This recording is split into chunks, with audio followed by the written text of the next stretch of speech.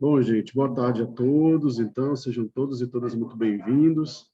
Vamos iniciar, então, o nosso nono encontro do workshop de violência, de prevenção à violência contra a mulher, um projeto capitaneado pela Associação Beiradeira e apoiado aí por alguns apoiadores de suporte ao nosso projeto, que é o Observatório de Violência da Universidade Federal de Rondônia.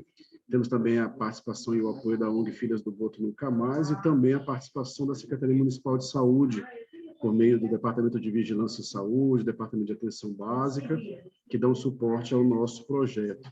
É um projeto apoiado pelo Magazine Luiza, e aqui em Porto Velho, a nossa associação é responsável por trazer algumas informações, alguns aportes teóricos, algumas discussões, para a gente se aproximar e nivelar essas questões aí da prevenção à violência. É um projeto teórico-prático, temos aí um encontro já agendado para o dia 16 de março, um encontro presencial, onde a gente vai conseguir falar um pouco sobre as propostas de projetos que vocês vão estar desenvolvendo, né, junto ao município, junto aos cenários dos municípios, e a nossa ideia é tentar, de alguma forma, contribuir com essa questão da prevenção à violência contra a mulher, tá bom? Hoje a gente vai trazer aqui o Cristiano de Paula, que vai fazer uma fala conosco, né, um dos colaboradores, ele é pesquisador do Observatório de Violência, psicólogo de formação, e vai trazer um pouco aí sobre algumas temáticas relacionadas, direta e indiretamente, à questão da violência, principalmente pautada na questão de relacionamentos tóxicos e a implicação disso para as relações violentas, né? Então, é um tema aí de interesse para a gente, que contribui diretamente também com a questão dessa prevenção que a gente, enquanto profissionais de saúde, podemos desenvolver dentro dos cenários. Cristiano, seja muito bem-vindo. Essa é a turma do primeiro workshop de prevenção à violência. Temos aqui profissionais das áreas rurais, das áreas ribeirinhas, da cidade de Porto Velho, todos os agentes comunitários de saúde e alguns outros profissionais que estão no apoio ao projeto. Então, esse nosso material está sendo gravado, ele fica disponibilizado no YouTube da Associação Beiradeiro para que todos possam depois assistir, ter acesso e subsidiar as nossas discussões, né, no nosso encontro prático e também nas discussões dos nossos próximos encontros teóricos aqui pela plataforma. Cristiano, muito obrigado por ter aceito o nosso convite, fique à vontade, tempo que você precisar, a gente está disponível aqui. Tá bom? Obrigado a todos os participantes e chamem a turma que dá tempo da gente assistir, né, na íntegra aqui, full time, a apresentação aí do nosso parceiro Cristiano de Paula. Cristiano, seja bem-vindo. Palavra com você. Ok, obrigado, Marcos. Obrigado a todos. Agradeço imensamente o convite. É sempre uma grande... Sempre que a gente tem uma grande oportunidade de falar de violência de gênero, é uma boa oportunidade. É uma boa oportunidade. De maneira que, se vocês tiverem dúvidas, perguntas, comentários, fiquem à vontade, né? Isso aqui é muito mais uma troca, um bate-papo, do que uma palestra propriamente dita. Eu quero também ouvir vocês, né? Eu já vi aí que tem umas personalidades aí conhecidas, né? Itaci já está aí, Osmarina, estou vendo que está aí também, né? Sejam todos bem-vindos, né? Eu fico muito feliz de estar aqui no meio de quem já entende, né? Então, vai ser uma troca de verdade, não, né? Não tenho a pretensão de ensinar nada, mas de fazer refletir. Eu acho que é importante a gente refletir também. Então, vamos lá. Inicialmente, é sempre... Uma coisa acontecendo aí. Microfones que forem ativando, eu vou desligando, mas acho que é por aí, hein? Oi? Não, é aqui. É aqui. Um probleminha aqui, doméstico.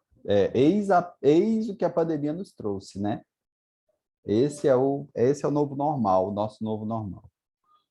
Bom, pessoal, inicialmente é sempre importante a gente trazer algumas questões que penso serem também fundamentais para a compreensão, que é a questão cultural, né? A gente tem uma questão cultural forte na nossa sociedade, que é a construção do machismo, né?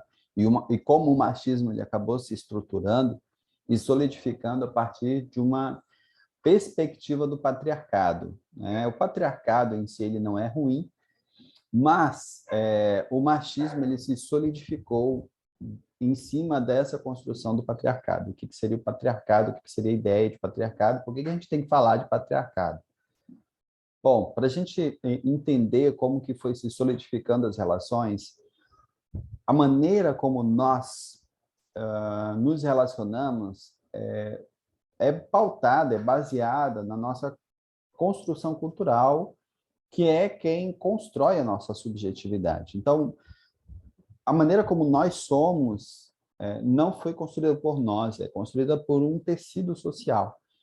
E esse tecido social é costurado a partir de uma premissa cultural. Então, é importante a gente entender o contexto de onde nós viemos e o que está acontecendo nesse momento, que tipo de mudanças vão ocorrer e quais são as consequências dessa mudança. Então, da onde a gente vem? Que formação que a gente traz? Nossa formação, ela é uma formação ocidental, cristã, e a ideia dessa formação cristã, que o patriarcado também se postula, né? Ele assenta em cima dessa ideia cristã, que, na minha perspectiva, acabou sendo um pouco deturpada, e isso, claro, né, traz algumas consequências. Por exemplo, a ideia de formação do ser como o homem sendo o evento principal e a mulher sendo um evento secundário. Então, a gente está posto no conteúdo bíblico que foi apresentado para a gente. E eu estou falando do conteúdo bíblico que foi apresentado para a gente porque a gente ainda não tem certeza se o conteúdo bíblico que a gente estuda é o conteúdo bíblico real, né? Porque quem apresenta esse conteúdo bíblico são homens, não são mulheres, não são homens e mulheres, né? A igreja é constituída basicamente por homens. E aí eu não trago nesse momento críticas, apenas apontamentos, né? A gente pensar e começar a refletir o que significa isso para todos nós. Então, dentro desse contexto, esse é um contexto que nós surgimos, né? Que os nossos antepassados surgem e irão nos educar a partir dessas premissas. Então, toda mulher que é educada sob essa égide cultural, ela é educada, por princípio, para servir ao homem. Ela é educada para casar. Se você encontra uma amiga, uma companheira, uma mulher, uma chefe, uma colega de sala, e ela diz que não quer casar, hoje está um pouco mais comum. Quer dizer, um pouco mais comum não, um pouco mais aceitável. Mas, há um tempo, isso era inaceitável, porque a gente tinha a ideia de que uma pessoa que não casa era uma pessoa que não deu certo na vida. Era uma pessoa que ficou para titia. Né? Os mais novos não sabem disso, mas os mais velhos, como eu, sabem que o termo ficar para titia significava que não deu certo na vida, que não vingou. Né? Então, alguém que quer ficar para titia, né, que não quer casar, é alguém que não deu certo na vida, que vai morar de favor, vai morar na casa da irmã mais velha, da mãe, né, que vai ajudar as pessoas mais velhas da família. Ficou para titia. Ou seja, eu não tenho responsabilidades na vida, eu não sou casado, não tenho filhos, fiquei para titia. Esse termo, né, acabou caindo em desuso hoje. Pouquíssimas pessoas, principalmente os jovens, já não sabem, nem falam isso. Uma pessoa que escolher não casar, para os mais jovens, tudo bem, está tudo certo. É um caminho, é uma escolha, é uma possibilidade. Mas para os nossos pais, para os nossos avós, isso não era uma possibilidade. Tinham que casar. E muitos dos casamentos que existiam eram, sobre a perspectiva de hoje, eram casamentos abusivos. Por quê? A minha avó, por exemplo, ela casou aos 14 anos de idade com um senhor de 44 anos. Na época se chamava senhor. Vejam que coisa, né? um homem, né, da minha idade, 44 anos, que se casa com uma moça de 14 anos, para a nossa realidade hoje, é absolutamente inadmissível. Mas na época da minha avó isso era possível, era permitido. Se vocês forem pesquisar, muitos das famílias antigamente, muitas pessoas da família antigamente, tinham isso. Por quê? Porque a mulher, ela tinha que dar certo. Então, a primeira oportunidade que aparecia, e às vezes de um senhor que tinha ficado viúvo, ou que a mulher tinha enlouquecido e que tinha os filhos, precisava de uma mulher para cuidar dos filhos, para ajudar o marido, para cuidar do marido. Então, essa subserviência da mulher era posta o tempo inteiro. A mulher veio para servir ao marido, porque a peça principal da família é o marido. Ele é o chefe de família. O termo chefe de família é um termo que era muito comum e hoje já caiu bastante por terra, né? Ou seja, há uma hierarquia, né? Eu tenho um chefe de família, e não é à toa que se chama chefe. Não é à toa, né? Então, chefe de família, quer dizer, eu sou o proprietário da empresa, a dona de casa e os filhos. Alguém quer falar aí?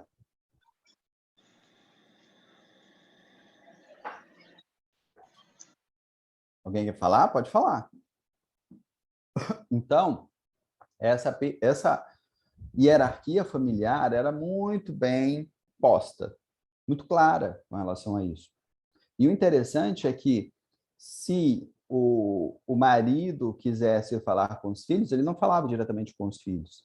Ele falava com a dona de casa, que é uma espécie de gerente do lar, a dona de casa, para ela dar ordem para os filhos. E a mulher, quando queria passar um recado os filhos queriam passar o recado, queriam conversar com o pai, eles falavam com a mãe, e a mãe levava esse recado para os pais, para o pai, né? Então, há uma hierarquia muito bem estabelecida. E eu costumo dizer que quando as mulheres saíram para o mercado de trabalho, os homens ganharam uma coisa que aos poucos estão percebendo, nós estamos percebendo aos poucos. Quando a mulher sai para o mercado de trabalho, o homem ganha o abraço dos filhos. Por quê? Porque existia um distanciamento. Então, quando sai a figura da mulher, o homem tem que lidar diretamente com essa relação educativa com os filhos, que é onde ele percebe a ausência feminina. Muitos conseguem se desdobrar, mas a grande maioria não sabe o que fazer. E, por não saber o que fazer, começam a cobrar do feminino a presença, e a mulher, ao invés de sair de casa e ter um parceiro para dividir as atividades domésticas, ela sai de casa e ganha mais uma jornada de trabalho, que é fazer as coisas em casa e fazer as coisas fora de casa. Agora, na pandemia, isso ficou bastante evidente. As mulheres adoeceram muito, muito, muito em decorrência porque dessa dupla jornada que agora acontece em casa, né, que começou a acontecer em casa há 2 anos. Quando a mulher saía de casa, ela saía e aí ela ficava focada no trabalho e tentava, pelo menos tentava, não ter que pensar nos filhos, no trabalho, na comida, no marido, e tentar focar no trabalho.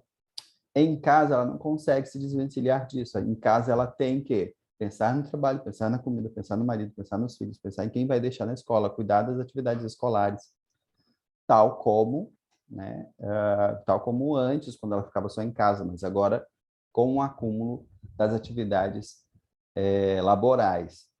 E nessa relação, e nesse conflito interno, a mulher tenta apresentar para o marido quais são as suas dificuldades pessoais, problemas pessoais, mas não consegue, porque ela não consegue dimensionar isso, ela não consegue trazer para a palavra isso, para a racionalização, porque o desgaste ele é mental, né? Se a mulher se ela conseguisse descrever o que ela faz, né? E quando ela começa a descrever o que ela faz, ela percebe que não é tanta coisa assim.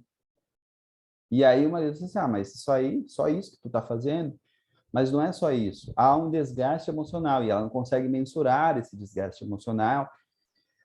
que é de pensar em cada detalhe, né? E de pensar na comida que vai ser feita amanhã, e se tem carne na geladeira, e se tem que colocar para descongelar, e se tem salada, porque o filho está um pouco mais... ele está meio apático e ele precisa se alimentar, e aí precisa comprar beterraba. E aí precisa pensar na tarefa, porque a professora falou que tem que fazer tarefa, e tem que entregar até tal dia, e aí o trabalho também está cobrando dela o relatório. E aí o marido também está cobrando dela a presença. E isso tudo vai virando um grande conflito na cabeça da mulher. Eu não sei se eu estou muito distante dessa realidade, e não sei se isso acontece com vocês. Eu espero que não, né? Espero que esteja tudo bem, eu espero que vocês vejam isso como um grande problema absolutamente distante, ou pelo menos resolvido já. E nessa perspectiva, nesse sentido, isso tudo começa a desembocar no processo de educação dos filhos, que é o quê? Como eu fui educado e como eu fui criado para ser menino, como eu fui educado, como eu fui criado para ser menina.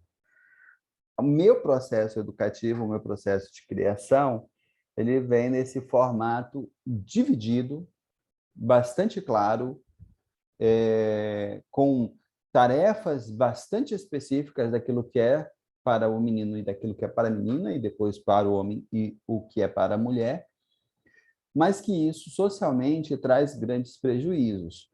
Quando a gente olha, por exemplo, os presídios masculinos, onde a presença de visita masculina ela é mínima, ela é muito pequena. A grande parte das pessoas que visitam os presos são mulheres. Então, se a mulher, a companheira, não puder ir, ela vai pedir para a vizinha, né, uma conhecida, a mãe, a filha, a tia, alguém feminino, alguma mulher, para levar os mantimentos para o seu companheiro que está na prisão, e porque ele está esperando que isso aconteça. Então, a gente não vai ter a presença do pai visitando, ou do filho visitando o pai, né? Muito raramente. Ou do patrão, ou do irmão visitando o irmão. Não, a gente vai ter mulheres visitando os homens. E quando a gente olha para o presídio feminino, a gente não vai ter nem as mulheres visitando as mulheres. Porque mulher cuida de si, mulher não cuida da outra. Mulher cuida de homem, culturalmente. A mulher, ela é treinada, ensinada e educada para cuidar dos homens, para servir. Isso culturalmente, religiosamente e socialmente. Como se os homens não dessem conta. Então, qual é o grande problema disso tudo? O grande problema é que quando esse homem se torna pai, né, e aí ele vai visitar o filho na maternidade, o que vão dizer para ele? Cuidado para não derrubar a criança. Por quê? Porque ele não brincou de boneca. Ele não brincou de boneco. Ele não sabe cuidar. Ele não sabe pegar. Ele não sabe carregar. Então, como é que ele vai pegar uma criança? Então, quando ele vai pegar a criança, a mãe, a sogra, a tia, a irmã, a cunhada que está ali, cuidado para não derrubar a criança. E aí ele, com medo, com receio, não vai entrar nesse problema. Ele vai olhar a criança, ele vai tentar pegar a criança, mas depois ele se afasta, porque ele é impedido pelo feminino de entrar nesse espaço. E aí ele não vai dar banho. Quem vai cuidar da mulher pós-parto, que deveria ser o homem, o pai, o companheiro, não é. É a mãe, que vem para casa da filha para cuidar dela até ela ficar boa. Olha só que interessante. E exatamente. E a gente reproduz isso na nossa prática profissional. Olha como é sutil, né? E não é trazer culpa, é evidente, né? Mas é trazer reflexão. Por que fazemos isso, então? Será que realmente achamos que homens e mulheres são iguais? Será que as mulheres, de fato, veem no homem, e de fato o homem não tem, ou tem menos capacidade de cuidar, amparar, de prestar atenção nos detalhes? Ou será que os homens foram abdicando disso, as mulheres foram adquirindo isso, e agora, nessa desigualdade, os homens ficaram acomodados e as mulheres não conseguem devolver para os homens, porque, de alguma forma, a sensação de utilidade está nelas. Então, eu faço, eu dou conta de tudo, né? Existe até uma fala feminina que é, quando estão entre amigas, colegas, né, em reunião de trabalho, eu dou conta de tudo. Eu chego em casa, faço a comida, coloco os meninos para fazer tarefa, cuido da roupa do marido, coloco a roupa para bater, vou ver se vai ser só no dia seguinte, deixo a comida já encaminhada. Existe um certo orgulho do feminino de fazer isso, mas um orgulho que custa a saúde mental, né? Custa a saúde mental.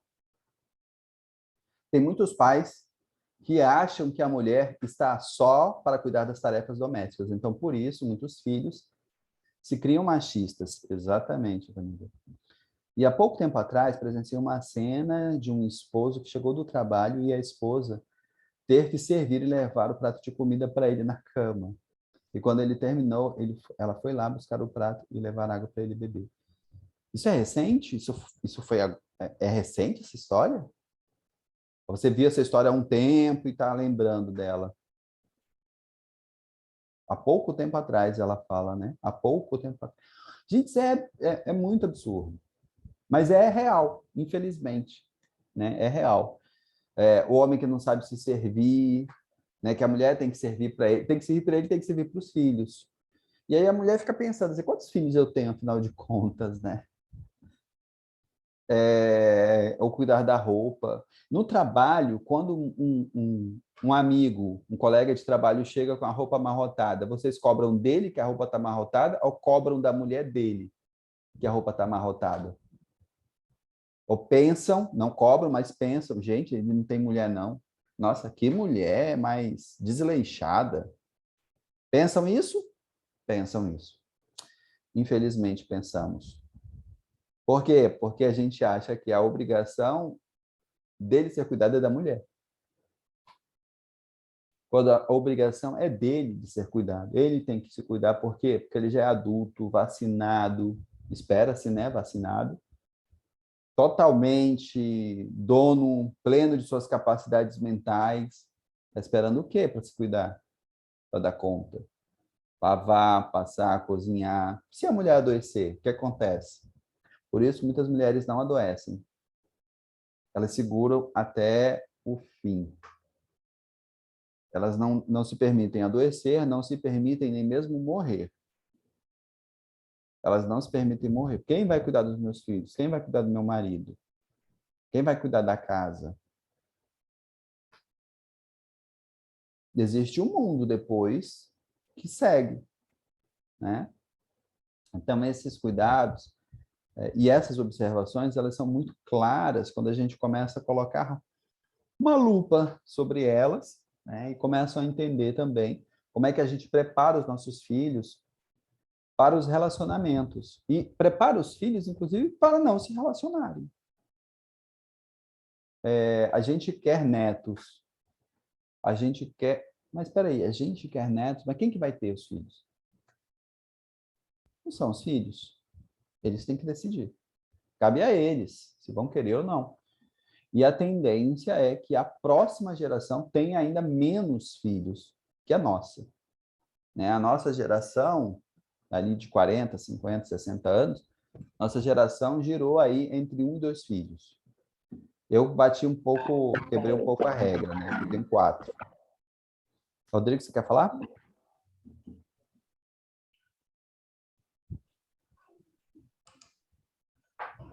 Quem quiser usar o microfone, fica à vontade, tá? Então, eu tenho 4 filhos, todos meninos, todos homens, então eu tenho que, né, a minha responsabilidade é um pouco maior dos demais, né? Então, não dá para educar filhos para serem machistas, né? É o meu trabalho com homens atores de ato infracional, que produziram ou que produzem algum tipo de violência doméstica e trabalham no processo educativo e reeducativo desses homens. E é sempre muito interessante como essa perspectiva ela é muito nova para grande parte dos homens que nunca pensaram sobre isso e que acharam ou acreditaram que, de fato, as mulheres estavam ali para servir. Servir domesticamente falando, sexualmente falando e socialmente falando. Como assim socialmente falando? Fica bonita para você estar do meu lado para eu apresentar você para a sociedade como um grande troféu. Isso também acontece. Então, olha como eu sou bom o suficiente, né? Ou os filhos, né? Olha como eu sou bom o suficiente, né? Como sou homem o suficiente e tal, tal, tal. Então, esse conteúdo, esse contexto machista que a gente tem de colocar a mulher como subserviente ainda está muito presente na nossa sociedade, até por conta dos discursos. Às vezes os discursos políticos se apresentam dessa forma, e que se reproduzem na escola, se reproduzem em casa, e todos nós, né, temos que estar alertas para não reproduzir isso no nosso cotidiano, porque não é difícil a gente fazer isso, né? Se uma mulher ela é estuprada, a primeira coisa que a gente pensa é, mas ela estava vestida como? Não interessa. Não interessa. E é tão complicado isso, é tão sério isso, que hoje a gente estava conversando no trabalho, olha que é um juizado de violência doméstica, onde essa temática está presente o tempo todo. A gente estava conversando hoje sobre uma adolescente de 15 anos que seduziu o cunhado, que era casado já com a irmã dela, e ela, 15 anos, seduziu o cunhado. Quem seduziu o cunhado? Quem seduziu quem aí? Quem é o adulto? Quem é o maior responsável? Percebem? E é muito fácil a gente cair nessa cilada, é uma cilada social. Ela estava tomando banho, deixou a toalha cair e sentou no colo dele. Mas ele não pode resistir porque ele é homem. Esse conceito de que ele é homem, ele não pode resistir porque ele é homem, porque todo homem... Socialmente a gente já sabe, né? Porque todo homem trai. Esses conceitos são conceitos que foram Olha, meu amigo Rodrigo aí, tudo bom, Rodrigo? E esses conceitos são conceitos que foram costurados na nossa conjuntura social, fazem parte do nosso subjetivo, estão presentes no nosso subjetivo, e a gente tem que ter um cuidado extremo de não reproduzir isso. E nem permitir que isso se reproduza perto de nós, próximo de nós. Mas é sempre muito, muito difícil, eu sei, é sempre muito complicado. Eu, por exemplo, já tive que defender a ideia de igualdade. Eu nem vou falar a ideia feminista, porque eu sei que o conceito de feminismo está bem complicado, né? Já te dou a palavra, Marcos. Eu sei que o conceito de feminismo está bem complicado. A ideia de igualdade de gêneros, igualdade de oportunidades, né, igualdade de tratamento, né, considerando as suas desigualdades, né, características de cada sexo e de cada gênero. Mas eu já tive que defender essas ideias, inclusive para mulheres que não acreditavam nessas ideias. Então, olha como é sério isso, né? Como é complicado isso. E aí eu não estou nem tocando na questão masculina, mas eu vou, né, se der tempo a gente vai abordar isso, que é o quanto que esse conceito também traz problemas sérios para os homens. Marcos, a palavra é tua. Na verdade, Cristiano, só para reforçar um pouco aí algumas coisas que você já trouxe e contextualizar com o que a gente vem desenvolvendo aqui nesses encontros, né? Na verdade, aqui nós estamos num espaço com profissionais de saúde, com pessoas voltadas, direcionadas à área da saúde, mas muito antes disso, somos todos indivíduos que convivem com essas questões no dia a dia, né? Tanto com o que a gente vive em casa, nos cenários de trabalho, em todos os cenários de convivência, né? E aí você trouxe algumas questões aqui que a gente vem discutindo ao longo desses últimos encontros, e os relatos, né, dos participantes, dos profissionais, né, dos agentes comunitários, trazem muito essa vertente de como que eles lidam isso no dia a dia, em casa, principalmente, né, como é que eles pensam essas questões, e, somado a isso, algumas questões dos territórios, né, das pessoas com quem eles trabalham e tudo mais.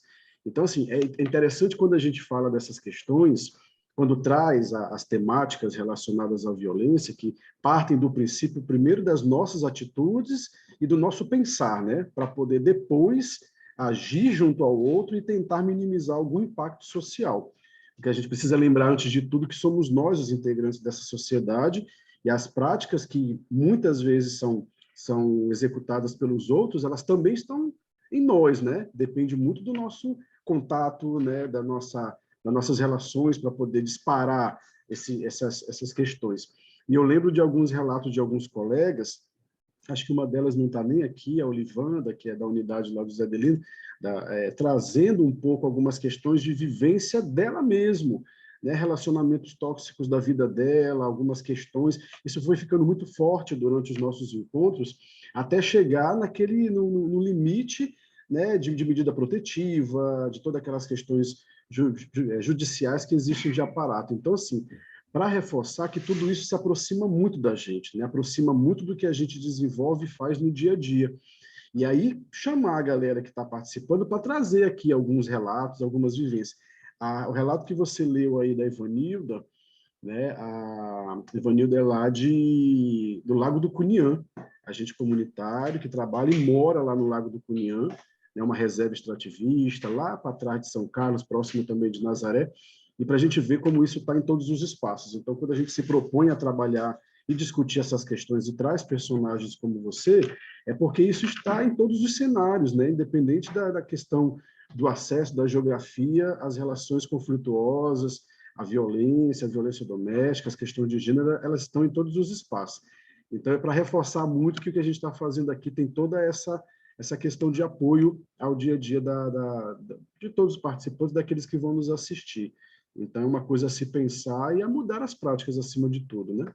Isso é mais para a gente pensar um pouco mesmo. Sim, sim, sem dúvida.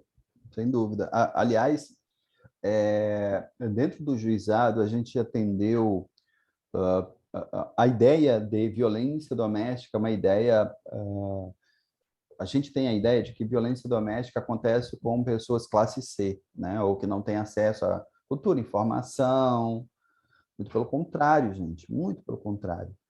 Lá eu já atendi policiais, advogados, médicos, e aí eu estou falando de agressores, tá? De agressores. Psicólogos já passaram. Então, professores, teve o caso, né? Eu vou trazer, porque acabou ficando conhecido de um procurador de justiça, né, que acabou ficando conhecido, saiu no Jornal Nacional e tudo, por isso que eu estou falando. E vítimas, a gente acha que é só aquela mulher dona de casa. Não, vítimas, eu já atendi psicólogas, eu já atendi advogadas, teve um caso de uma advogada complicadíssimo, que ela não conseguia se desvencilhar do seu agressor. E eu fiquei uns 4 meses acompanhando ela, até ela conseguir se desvencilhar. E ele não tinha formação nenhuma, nenhuma. Era, né, trabalhava com auxiliar de pedreiro, e ela, né, se relacionou com ele de uma forma bastante tóxica. E vários outros, assim, né, policiais, né, mulheres vítimas, enfim, né, só para ter um breve raio-x de que a violência doméstica ela está pulverizada em toda a nossa sociedade, que há uma tendência do masculino e também do feminino, né, mas em menor grau, de controle, né, através do ciúme, de um controle de comportamento do outro, de vigilância do outro. Isso acontece muito com homens. Acontece com mulheres? Acontece, mas é muito em bem menor grau. Além disso, há o fato também de a força física, que é a força de controle, do homem ser muito maior do que a da mulher. Salvo se a mulher tiver treinamento para isso, mas no geral não tem. Então, a gente vê essas disparidades, né? A Lei Maria da Penha é uma lei que ficou muito tempo discutindo se ela era constitucional ou não, e ela, né, acabou sendo considerada constitucional, porque o número de mulheres que morrem é muito grande, é maior, né, nas relações, no feminicídio, o número de mulheres que morrem nas relações é muito, muito, muito maior do que os homens, o feminicídio. O que não quer dizer que os homens morram menos, não, os homens morrem mais. O número de homens é superior, o número de mortes de homens é superior ao número de mortes de mulheres. Mas e por que isso acontece? Quem matam as mulheres? Os homens. E quem matam os homens? Os homens. Percebem? Essa é a diferença. Tá? Então, os homens morrem aonde? Eles morrem nos centros urbanos, eles morrem nos bares, em brigas de bar, eles morrem em assaltos, eles morrem através do suicídio. Então, os homens morrem muito mais. Mas por que os homens morrem mais? Por que o homem mata mais homem? No trânsito, exatamente, no trânsito. E por que o homem mata mais, né? Por que o homem morre mais que a mulher? Porque eles se matam, a gente se mata, a gente se mata. Né? Se a gente pega uma fechada, a gente quer ir lá tirar satisfação. Se a mulher pega uma fechada no trânsito, ela não vai porque ela fica com medo de que do outro lado seja um homem e vai ser agressivo, ela não vai discutir. Né? Ela vai talvez reclamar e tal, de vidro fechado. Ela não sabe quem é que está do outro lado, ela tem medo. Um homem não, um homem quer mostrar que é homem. Por quê? Porque culturalmente a gente criou a ideia de que eu preciso provar que sou homem. Mas provar para quem? Provar para quê? Vai fazer diferença? Não, não faz diferença.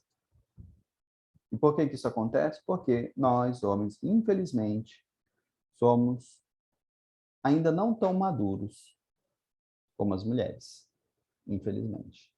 O que não quer dizer que mulher não briga. Mulher briga, e quando briga, para o mundo, né? Porque a mulher está brigando para o mundo. Mas os homens, eles fazem isso de maneira ainda muito mais presente. Né? E a gente olha o último mapa da violência, infelizmente. E por que os homens morrem? Por causa da cultura machista, que diz que você tem que ir lá, você tem que dar conta, você tem que brigar, você tem que mostrar que é homem. Cultura machista. Não tem que mostrar nada, não tem que provar nada. Não tem que ir lá resolver nada. Eu só tenho que viver, voltar para casa, cuidar da minha família. É isso que eu preciso fazer. Ok? Perguntas? Vocês estão tão calados aí. Já dormiram? Acorda quem estava dormindo. Estamos aqui.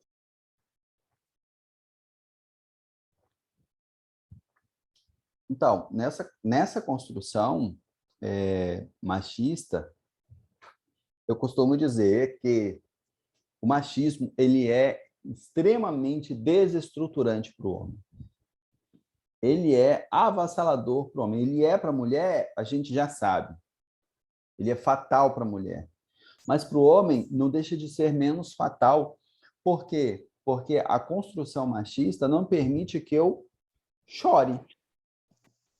Se eu chorar, eu não sou homem. Se eu não dar conta na hora do sexo de uma mulher, eu não sou homem. Se eu cuido dos filhos, eu não sou homem, né? Se eu não dou mamadeira, não cuido. Você faz isso? Então... Né? Se eu choro com meu filho, eu não sou homem. Percebem? Então, tudo isso vai sendo posto à prova.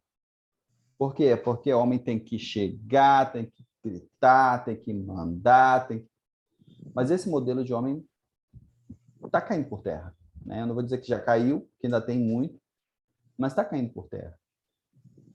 né? Então,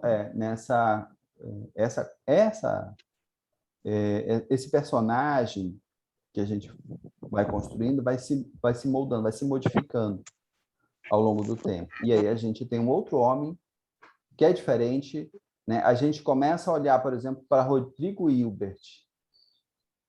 Ah, porque o Rodrigo Hilbert é um homem, né? Um homem zarrão, para não falar um palavrão aqui.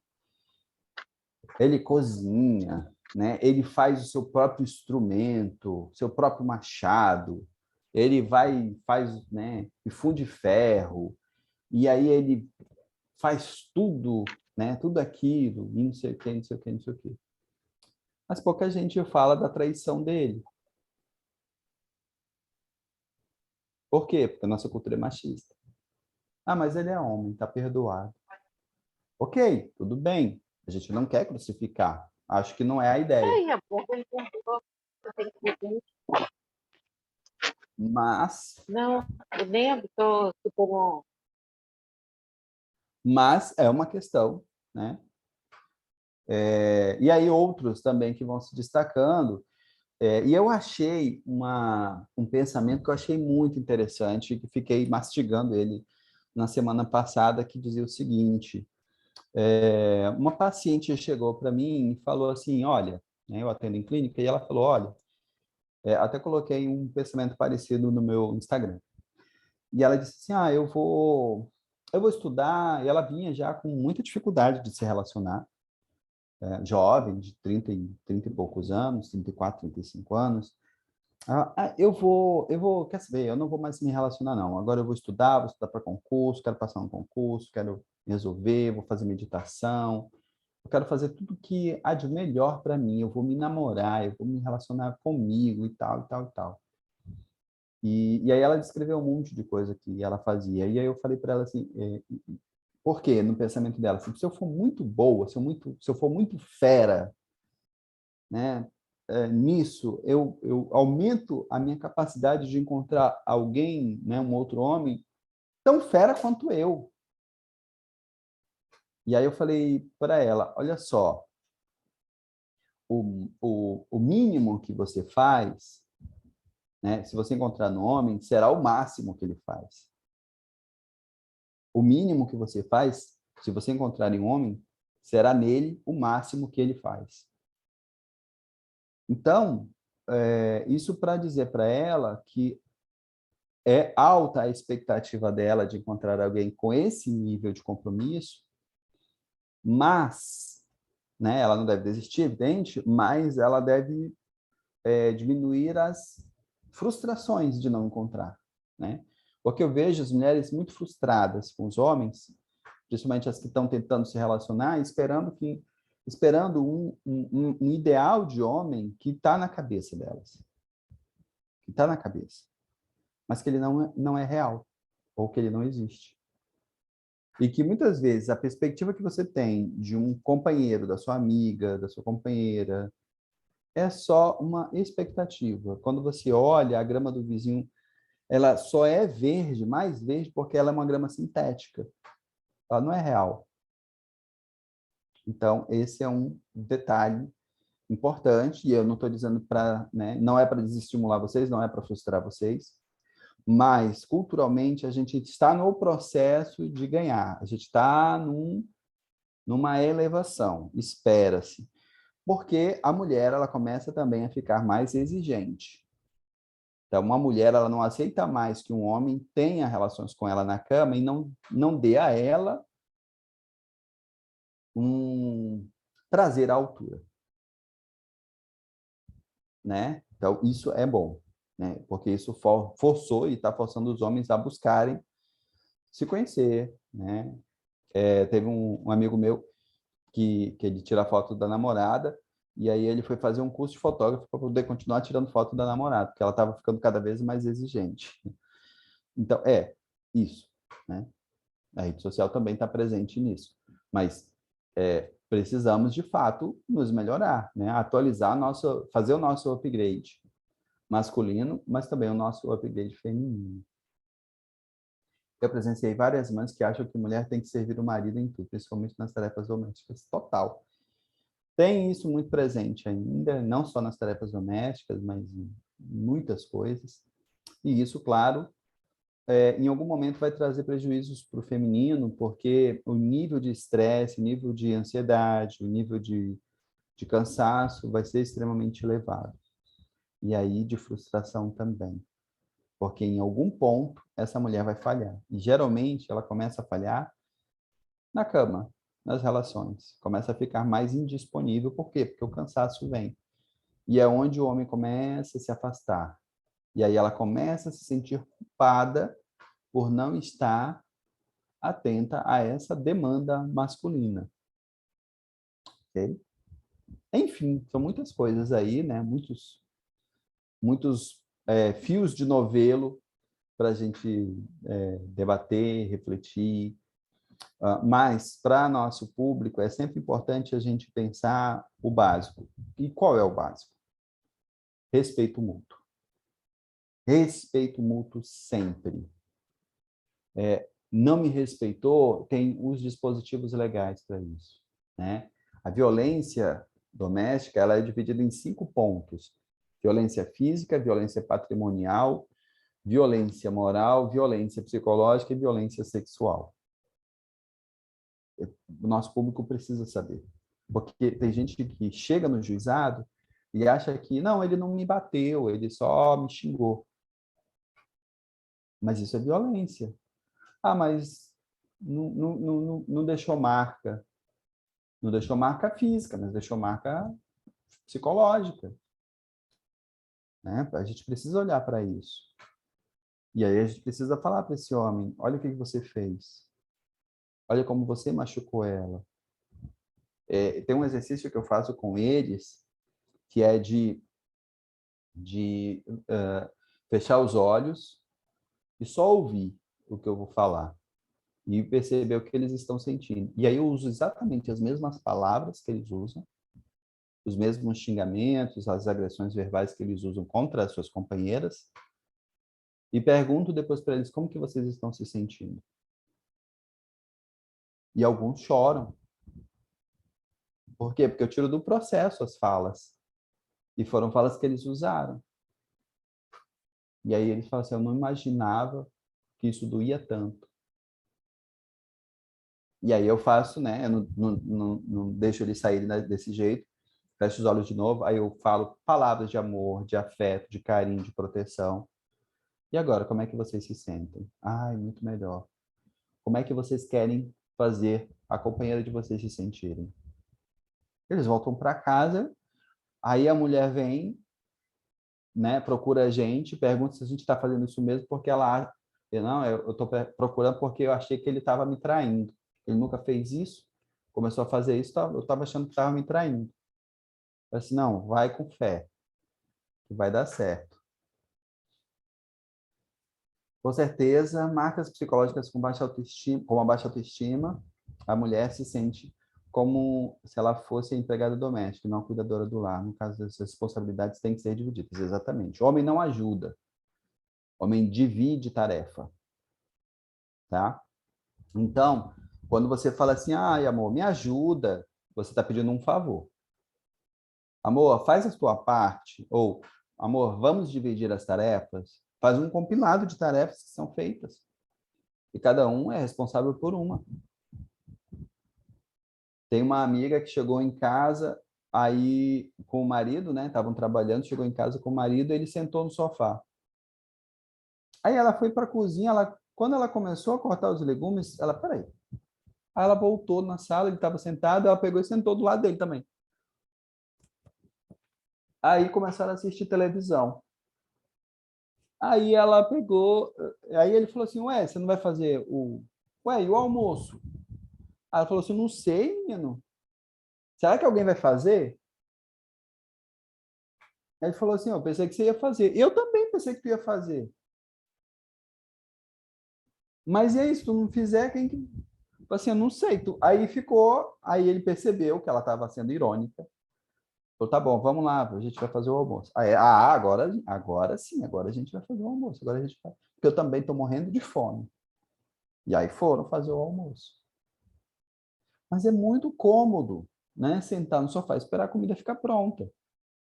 Beleza, então combinem dias pares, né? Segunda, quarta e sexta eu faço a comida, terça, quinta e sábado você faz a comida, domingo a gente pede fora. Ok, tá tudo certo. Mas aí é combinado, né? Aí é dividido. Enfim, né? Isso são alguns pontos que eu gostaria de trabalhar com vocês. Essa semana, na mídia, está uma polêmica. A esposa do cantor Leonardo, em sua rede social, ao ser questionada pelas traições do marido, ela respondeu: não me conte, não quero saber. O que os olhos não veem, o coração não sente. Exatamente. Ok, né? Ela sabe que ele traz, gente. Claro que sabe. E ela aceita, e tá tudo certo, né? Isso é dela, funcionamento deles, né? Agora, é sempre importante pensar o seguinte: talvez ela esteja indisponível sexualmente para ele e não quer mexer nisso porque ela está bem assim. A gente tem que pensar nisso também. Existe um contrato psicológico do casamento. Contrato psicológico do casamento é aquilo que ninguém fala, mas está combinado. Quer ver uma coisa? Você falou em algum momento para o seu filho ou para o seu filho, para o seu marido ou para sua esposa que não era para trair? Olha, está proibido trair, não é para trair. Isso ficou dito? Se não ficou dito, está no contrato psicológico. Eu não preciso dizer, está no contrato psicológico. Eu vou estar disponível a você 2 vezes por semana. Alguém disse isso? Não, mas isso está no contrato psicológico, isso está funcionando. Provavelmente a esposa dele deve ter falado para ele, psicologicamente, pode buscar suas aventuras fora, mas não me enche o saco. Está no interdito. Exatamente, está no interdito. Ok? E aí, uma relação aberta não dita. Né? Uma relação aberta só de um lado, claro, né? Mas está não dita. E pronto, e está tudo certo. Ok, gente. Mais alguma questão? Mais alguma pergunta? Mais alguma colocação? Mais alguma história que vocês gostariam de contar? Eu não gosto de histórias, não, tá?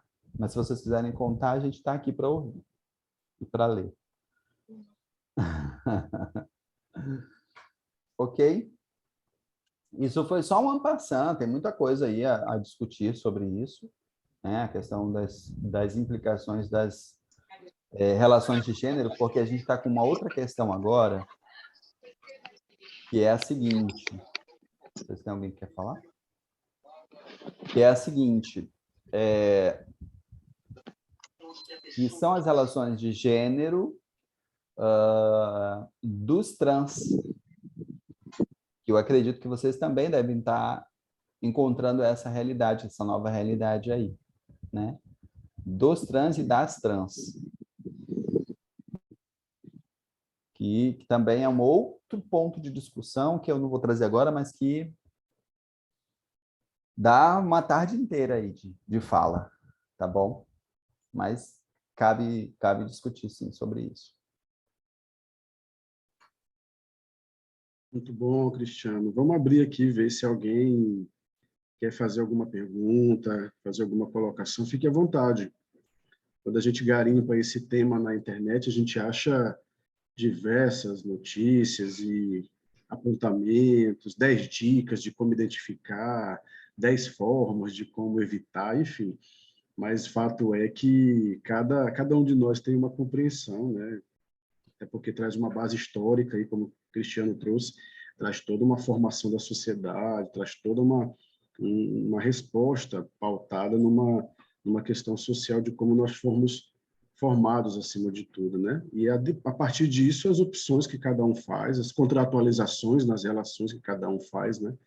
Sendo inerente a cada indivíduo, e é importante que a gente consiga também entender que, né, existem os limites, né? Até onde, de fato, pode infringir a questão relacional, a questão física, a questão emocional, psicológica de cada indivíduo.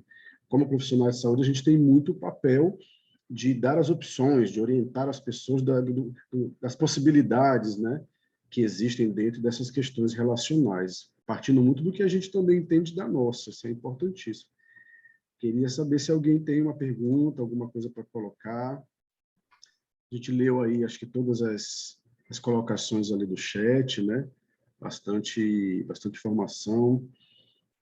Aqui a gente tem participações de vários representantes, tem acadêmicos aqui de enfermagem da Uniron, tem enfermeiros egressos, tem a turma aí de São Carlos, o pessoal de Jaci-Paraná, tem gente aqui lá do Cunhã, tem gente que está de plantão e abriu a câmera aí para falar com a gente, tem pessoal da Vigilância Epidemiológica do município, enfim, tem bastante gente aqui. Fiquem à vontade para poder fazer colocações, perguntar. A Maria Luísa pergunta aqui se os militares tendem a ser mais violentos. Existe Interessante. alguma lógica nessa questão? Interessante, uma boa questão. Ainda ontem eu estava fazendo uma live sobre isso, sobre o componente de violência nos adolescentes. O que é que os estudos apresentam? Quanto mais propenso, quanto mais envolvido com o conteúdo violento eu estiver, mais eu tenho a tendência de ser violento. Então, para os militares que estão na rua, eles tendem a ser mais violentos em casa, por quê? Porque eles não conseguem desligar, né, esse estado de alerta, e acabam provocando isso de forma mais intensa. Nosso juizado recebe, né, a gente trabalha especificamente com a clientela de policiais, tanto civis quanto militares. O nosso não é o nosso maior público, o nosso maior público é o público geral, mas um dos públicos mais presentes no juizado são os militares, infelizmente. Inclusive, existe atendimento, né, do comando, né, e o acompanhamento do comando da sargento, acho que é sargento Bárbara, que acompanha, né, inclusive a Patrulha Maria da Penha, que cuida da Patrulha Maria da Penha, e que já foi da Corregedoria da Polícia Militar também, né, a gente tem acesso direto a ela também, em alguns casos, algumas situações, mas é muito forte esse conteúdo na companhia, né? Infelizmente. Alexandre, eu vou fazer uma pergunta. Nessa questão assim, mais das relações mesmo, e essa questão dos impactos que ela causa, é possível os indivíduos ou as pessoas conseguirem se acostumar nessas relações, né, mesmo sendo muito nítido para o externo, para as pessoas de fora? É possível que uma pessoa não consiga perceber-se numa situação dessa e ela consegue levar essa relação por muito tempo? Sim. O que acontece? Tem um fenômeno chamado síndrome... eu vou falar de duas síndromes, né? Me lembrem, se eu não falar, me lembrem. Uma é a síndrome vicariante, que essa tem a ver com vocês, profissionais da saúde. É bom, Marcos, perguntar isso. E a síndrome que eu vou falar para vocês é a síndrome do desamparo aprendido. O que é a síndrome do desamparo aprendido? Pesquisadores realizaram um experimento com cães em jaulas. E nessa jaula, ela era uma jaula contígua a uma outra jaula anexa, e eles davam choque nesses cães, eram 5 cães. Eles davam choque, esse experimento foi feito na década de 60. E aí davam choque nesses cães, e os cães corriam para outra jaula, que ficava anexa, para poder fugir do choque. Isso aconteceu 5 vezes. Depois fecharam a porta que dava acesso à outra jaula anexa, e os cães começaram a receber choque, de maneira que, não um choque para machucar, era um choque para assustar. De maneira que eles desistiram de sair da jaula e deitaram. Eles não faziam mais nenhum tipo de esforço. Depois que a jaula foi aberta, a jaula anexa foi aberta, mesmo com choque, eles não saíam do lugar. Eles haviam desistido de tentar fugir. Porque eles já tinham levado tanto choque que eles acreditavam que não, nada mais podia ser feito, ainda que a jaula estivesse aberta. E eles podiam claramente ver a possibilidade de fugir. Por que que isso aconteceu? E aí, trazendo esse experimento para o mundo humano, muitas mulheres que estão em uma situação de violência permanecem em uma situação de violência porque elas não acreditam que encontrarão homens diferentes daquele que ela está acostumada a conviver. Mesmo porque esse homem fala para ela o tempo inteiro: quem você acha que vai te querer?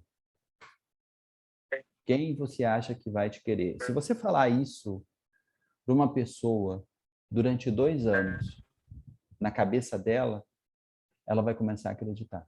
Se você falar qualquer coisa para uma pessoa, repetir isso durante 2 anos, ela vai acreditar. Qualquer coisa. E isso se chama síndrome do desamparo aprendido. Ela aprendeu a se desamparar. Ela se desamparou. Ela aprendeu a se desamparar. Isso é uma síndrome. Então, quando nós, profissionais de saúde, encontramos uma mulher que insiste em ficar numa relação abusiva, não é porque ela gosta de sofrer. Não é porque ela é mulher de bandido. É porque ela está presa em uma síndrome. Ela não sabe sair, ela não consegue sair. Não consegue. Psicologicamente, ela não dá conta de sair. Ela acha que se ela encontrar outro homem, se sair com outro homem, vai ser pior. Esse, pelo menos, eu sei o que ele faz. Eu sei o que ele é capaz de fazer. O outro pode me matar, eu não sei. O outro pode machucar meus filhos, eu não sei. O outro pode me estuprar, eu não sei. Por quê? Porque o mundo de homem que eu enxergo é esse. Se o meu homem é assim,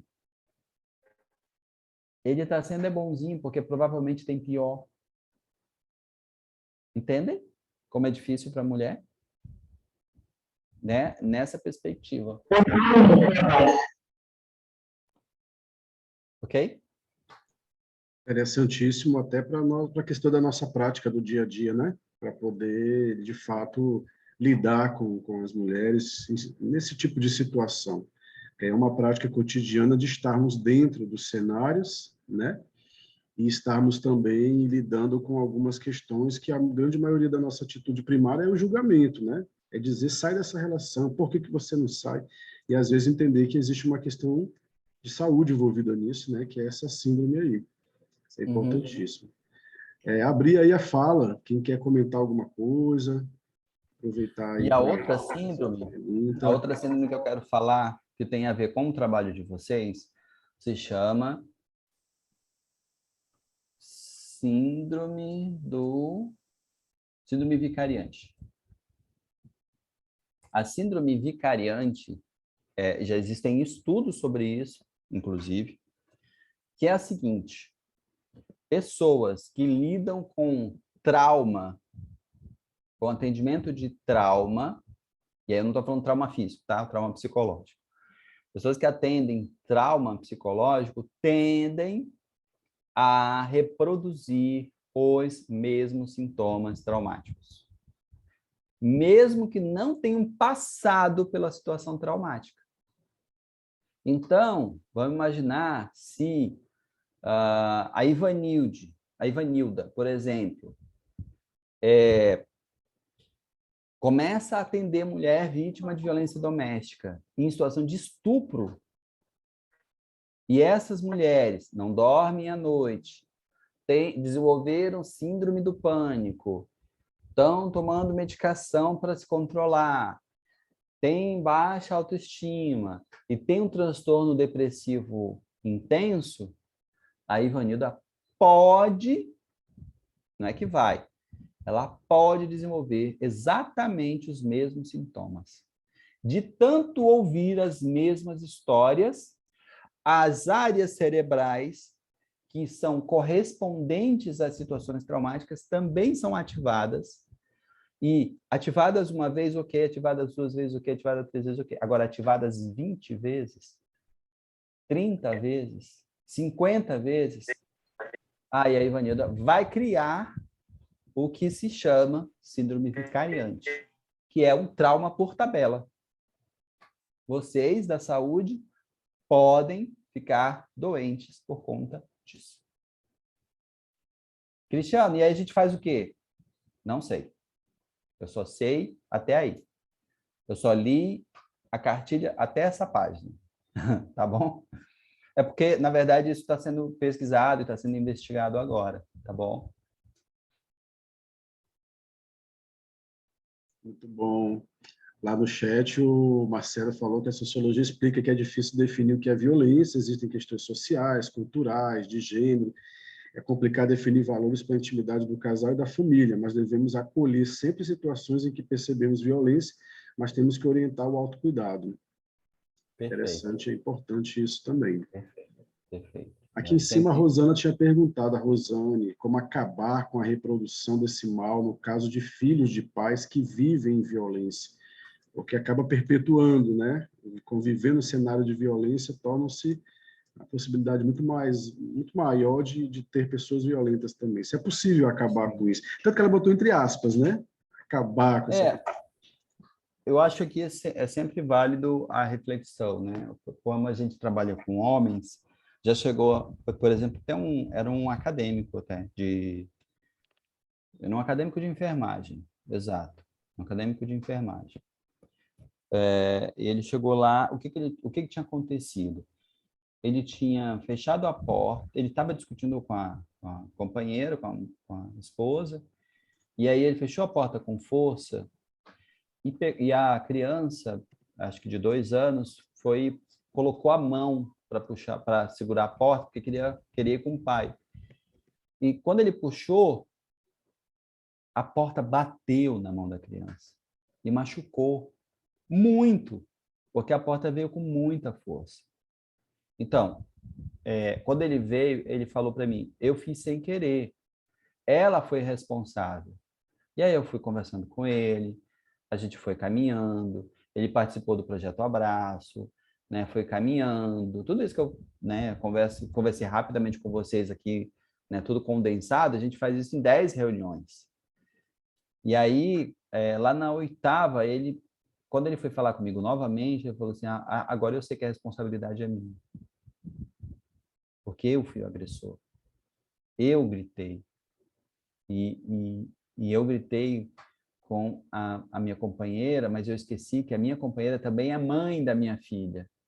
Então, quando a minha filha veio atrás de mim, ela veio com medo de que eu deixasse de amar ela, filha.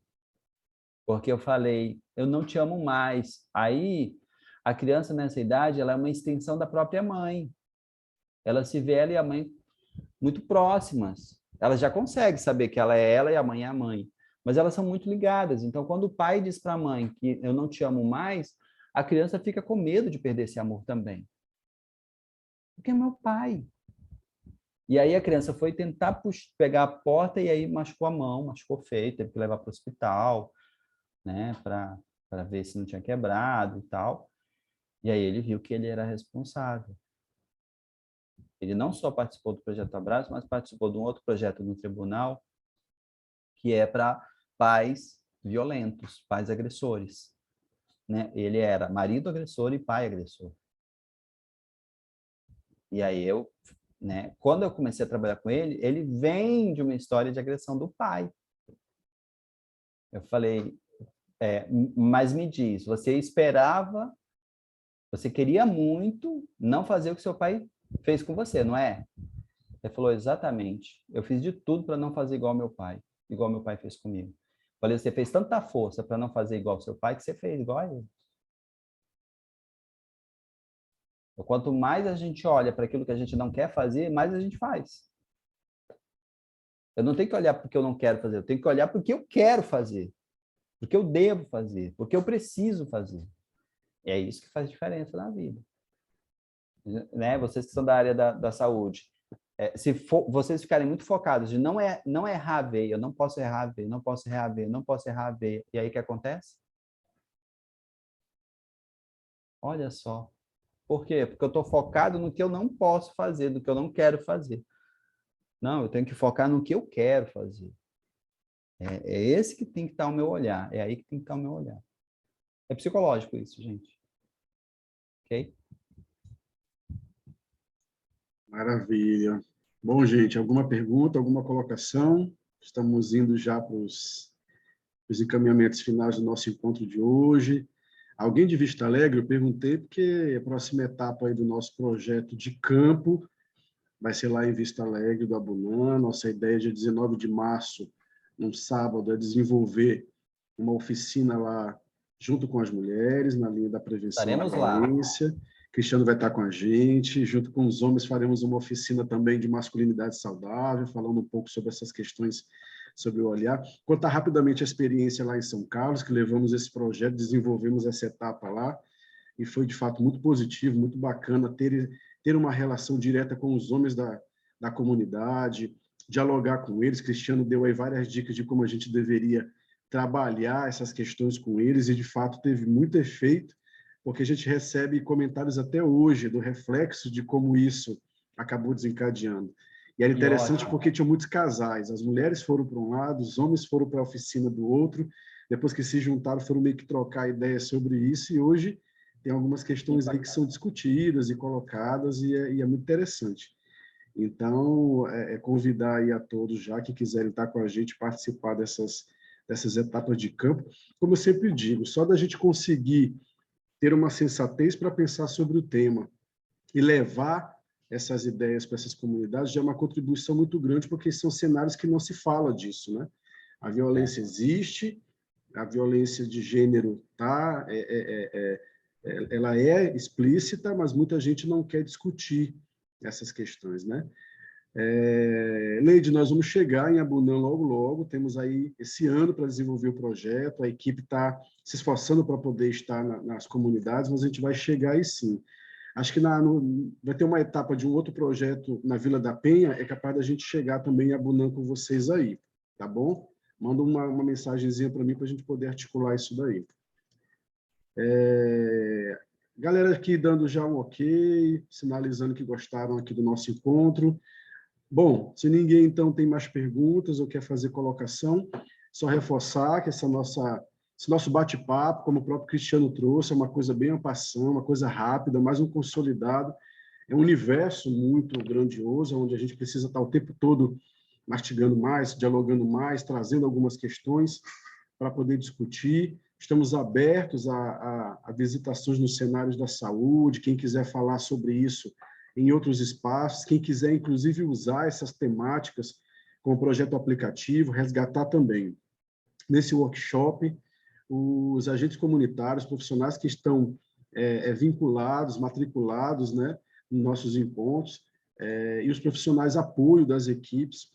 A gente vai estar, no dia 16 de março, desenvolvendo uma oficina durante o dia todo, para poder orientar a elaboração dos projetos aplicativos, que são ideias que nós vamos desenvolver no campo, nos territórios de abrangência das atividades dos agentes comunitários. Então, a gente vai ter ideias de projetos, de ações, de atividades para poder criar impacto na prevenção da violência nesse cenário de trabalho. Então, a gente está numa questão teórica e prática, que a ideia é nivelar aqui os entendimentos para, quando a gente for para campo, conseguir desenvolver umas ações que tenham aí esse impacto mais direcionado para as mulheres. Então, o memorando já está indo para vocês, dia 16 é o nosso encontro, se organize, confirme a participação, para a gente poder planejar direitinho. Dia 2, próxima quarta, é no meio do feriado, a gente não vai ter encontro, mas dia 9 de abril, então, dia 9 de março, a gente se encontra aqui com mais um convidado, mais um tema relacionado a essa questão de prevenção à violência. Cristiano, vou abrir então aí para você dar as considerações finais e, mais uma vez, agradecer a tua participação aqui com a gente, viu? Está sem áudio. Está sem áudio? Voltou Oi. agora, beleza. Ah, tá. Meu computador está horrível. Eu que agradeço, né, a oportunidade de estar com vocês aqui, me coloco à disposição. Eu também faço parte da Coordenadoria da Mulher do Estado. E aí depois eu quero falar contigo para a gente, de repente, colocar isso como integralidade também para a coordenadoria. E eu acho que o selo da Coordenadoria da Mulher do Tribunal de Justiça também, né, acaba chancelando esse trabalho. E fico à disposição, me chamem sempre que vocês quiserem. Eu estou aqui à disposição, tá bom? E aí, quem quiser me acompanhar, tem um trabalho que a gente realiza, eu e Thaís, minha esposa, a gente realiza do Família de Super-Heróis, que é sobre educação de filhos. A gente tem um canal no YouTube e a gente tem um Facebook também, Família de Super-Heróis. Aí, vocês quiserem, tem vídeos, tem análise de filme, tem material lá, tá bom? Fiquem à vontade. Abraço a todos, muito obrigado. Se quiser colocar o link aí do canal, tá aí o chat disponível. Pessoal que está aí participando, tem uma lista de presença aí no chat. E quem não conseguiu visualizar, eu vou postar de novo ela aqui. Assinem a lista de presença, justifiquem, né? Vai lá para o grupo também para aqueles que não conseguiram entrar para justificar a participação, para a gente poder dar o retorno, né, para a gestão da atenção básica e para a galera que está participando. E convidar todos para estar com a gente aqui, então, no dia 9 de março, no nosso próximo encontro, tá bom? Então, um abraço a todos. Obrigado, Cristiano. Forte abraço. Valeu, foi show. E até a próxima. Um abração. Até Tchau, mais. tchau.